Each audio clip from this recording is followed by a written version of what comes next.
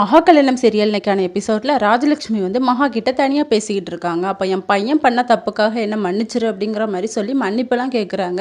என்கிட்ட இருக்குதான் நீங்கள் மன்னிப்பு கேட்குறீங்க அப்படின்னு சொல்லிட்டு இன்னொரு பக்கம் வெளியே வந்து கோடீஸ்வரி ஐஸ்வர்யா கிட்ட சொல்கிறாங்க, இவங்க எப்படி வந்தாங்க என்னால் இன்னுமே நம்ப முடியல அப்படின்னு சொல்லிட்டு, இதுக்கு காரணமே நான் தாமா அப்படின்னு சொல்லி நடந்தது எல்லாமே சொல்கிறாங்க. ஐஸ்வர்யா தான் ராஜலட்சுமி கிட்ட எல்லாமே பேசிடுவாங்க.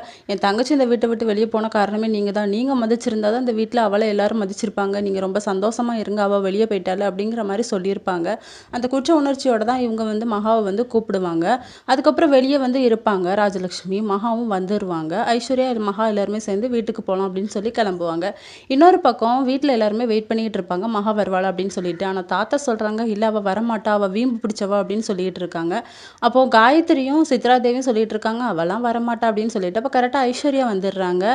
என்ன அவள் வரலையா அப்படின்னு சொல்லி தாத்தா கேட்குறாங்க. நானும் என் தங்கச்சியும் இந்த வீட்டில் பண்ண வேண்டிய வேலை நிறைய இருக்குது அப்படின்னு சொல்லிட்டு. அப்போ அழகி வந்து கேட்குறாங்க, ஐஷு மகா வராளா அப்படின்னு சொல்லிட்டு. வராமல் இருப்பாளா அப்படிங்கிற மாதிரி சொல்கிறாங்க. கரெக்டாக ராஜலக்ஷ்மி வந்து மகாவோட வந்து இறங்குறாங்க. பாட்டி வந்து சித்ராதேவி ராஜலக்ஷ்மி உங்கள் மருமக தானே, நீங்கள் தான் ஆரத்தி எடுக்கணும் அப்படிங்கிற மாதிரி சொல்கிறாங்க. ஆரத்தி எடுத்து உள்ளே வர வைக்கிறாங்க.